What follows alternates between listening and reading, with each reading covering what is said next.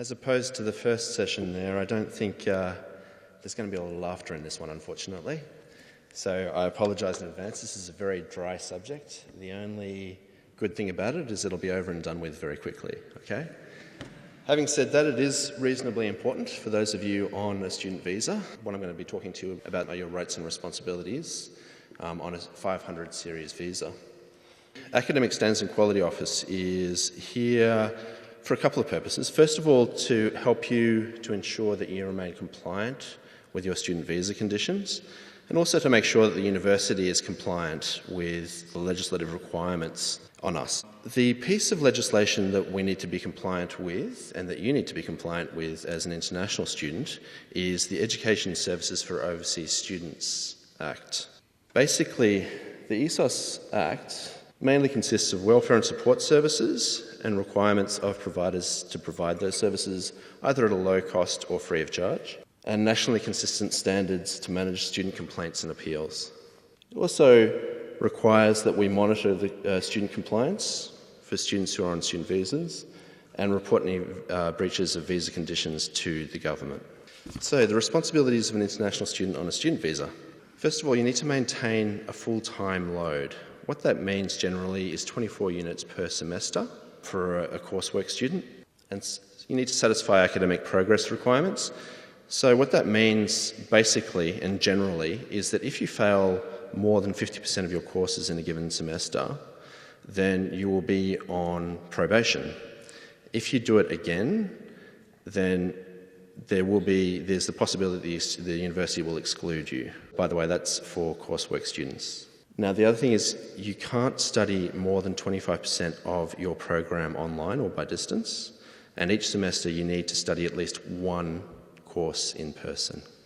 Okay, an interesting one, because this one's actually quite hard to implement, but what you need to do is, as soon as you know what your address is when you arrive in Australia, you need to let the university know within 7 days. Now, the way that you let the university know is you just complete your address on ISIS. Okay, you should all have access to ISIS by now.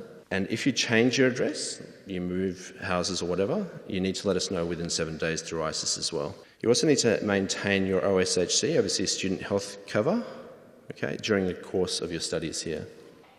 And obviously each visa, some visas have slightly different conditions. You need to know the conditions of your visa and make sure you abide by them.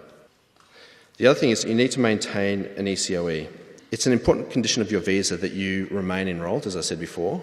Now, what that means is that an ECOE is granted, electronic confirmation of enrolment is granted for the period of your study here, which should be enough for a full-time load for the whole period of your program. And you need to make sure that you maintain that for the whole time that you are here. That basically means it's important to know that if you discontinue regular study, so if you you're successful with taking program leave or you withdraw, the ECOE is cancelled, and basically what that means is that usually, in most cases, the Commonwealth requests that you leave the country within 28 days. Okay. Complaints and appeals. Basically, this is one of your rights as an international student.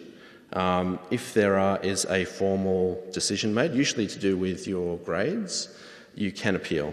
Okay, and there are various internal mechanisms that allow you to appeal the decision.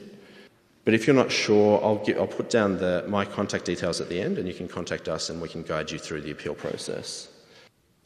If you're not happy with all the different appeals that you've received from the ANU, so the decisions, so it goes through an appeal process, as I said before, and then it gets to procedural appeal, and that's the final internal appeal. Once it gets to that, if you're not happy with the outcome, you can appeal externally.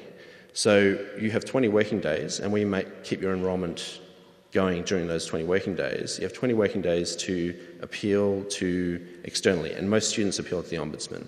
It doesn't cost you anything, and what the Ombudsman does is decides whether or not we have done the right thing. One quick thing I might just mention about that before I move on is that some students are scared for some reason of appealing a decision. Don't be. There won't be any retribution or anything like that from the university. Once a decision is made, whether it's it upholds your appeal or not, everything will continue as normal, okay? I don't know why students are worried about appealing, but don't be afraid to, okay? Okay, so ANU has no control over your visa per se, okay? Full discretion of your visa is with Department of Immigration and Border Protection. If you have any inquiries about your visa, I'd encourage you to contact DIBP. By all means, you can contact us first, just to check that we can let you know whether or not it needs to go to DIBP. Generally, the best way to contact them is by phone. They do have an office in Braddon, but I've heard whispers lately that apparently that's no longer available to the public for some reason. I'll check that out. Yeah, there is an office there in any case. I think it's just a processing office now. Okay. So basically,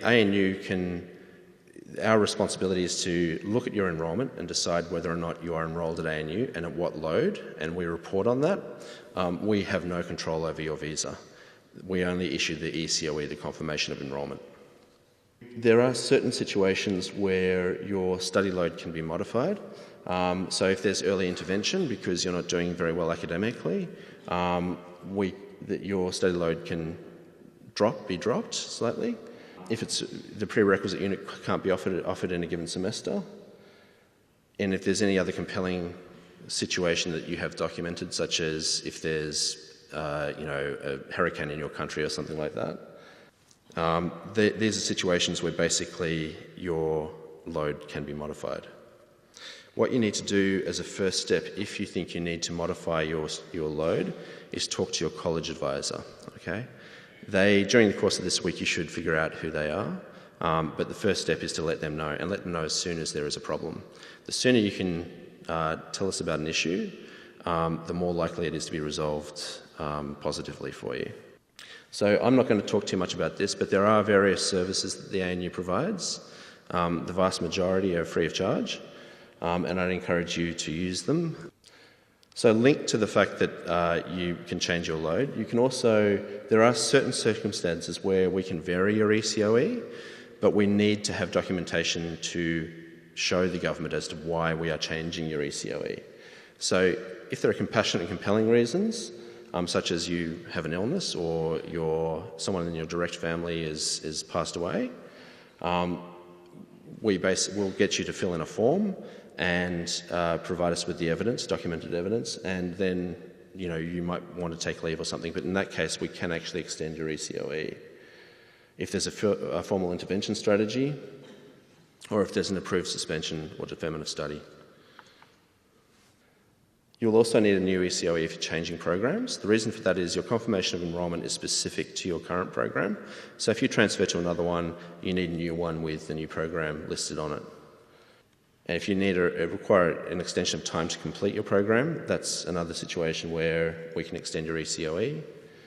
Okay, so we also have to report breaches of your visa, such as for non-enrolment, part-time if you're underloaded, so you're doing less than 24 units without a reason, if you fail to satisfy your course requirements, if you don't start study, which I don't think will be too much of an issue for you guys, and if you don't pay your tuition fees on time.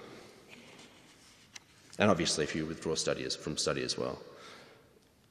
So we'll also report to DIBP. We check your enrolment, and if you are going to complete early because you've overloaded, for example, with permission, then we report that the duration of your electronic confirmation of enrolment is shortened as well, or if you defer your studies. So with program leave, one area where I see a lot of students get into trouble is that if it is for a period of 6 months or less, if you're taking leave for 6 months or less, and you have been granted leave, so there's a reason and you have been approved for leave, then it's basically reported through the government database system as compassionate and compelling. If you just leave and you don't get permission to leave, then it's called cessation of study, and that can have serious consequences for your visa, and you might not be able to complete within the duration of your visa. So you can contact our office if you have any questions about US financial aid or Canadian or European loans. student visa compliance inquiries, leave of absence advice, changes to your ECOE, transfer to another program within the first 6 months. Now, if you transfer to another university or education provider in the first 6 months of your study, you'll need something called a release letter, and we're responsible for issuing that, so you need to contact us if you decide to change. I'd encourage you to take down that email address and that phone number. A lot of students who start out don't think they'll ever need it, but then you'd be surprised. You get through and suddenly there's something going wrong with Department of Immigration or with your enrolment. I'd encourage you to take that down now so that you know exactly where to go. Okay, that's it from me.